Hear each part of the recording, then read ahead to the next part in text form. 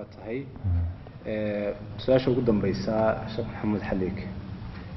aniga og runtii mashquulkaaga faraha badan leh isku jira waqtiyada ama wax dhigayso ama wax diyaarinayso ama Sheekh Maxamuud waqtiga uu firaaqo helo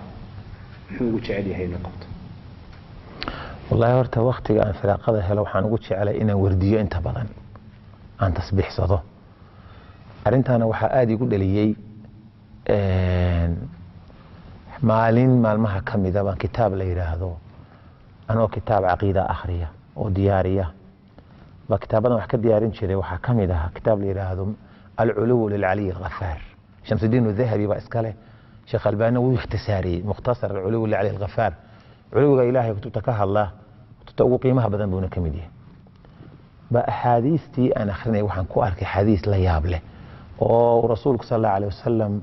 وتلمامي يقول أفرت كلمة سبحان الله الحمد لله الله أكبر لا إله إلا الله قفك يراهده أفرت كلمة أفكيسا markay ka baxaan samada u baxayaan arshiga ilaahay ayay sida ugu wareegayaan iyagoo lahunna dawiyun ka dawiyin nahl sida shinidu markay guureyso cida iyo hugunkay bixiso oo kale iyadoo wada oo qofkii ku hadlay erayadan magaciisi ku dhawaaqaysa arshiga ilaahay agtiisa runta xadiiskaas maantaan maqlay ilaa maanta aan fadhi caloosheeda kama bixin jaanis yar markaan helo waxaan isku dayaa inaan noqdo arshiga ilaahay agtiisa kalimaadkaas cida ay magaciisa sheegayaan aan tasbiixsado oo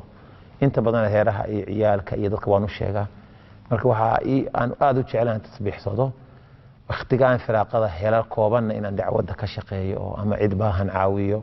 ama cid maxaan ku yiraahdaa bugta soo booqdo ama xaafadda hadaan u faa'iideyn karo u faa'iideeyo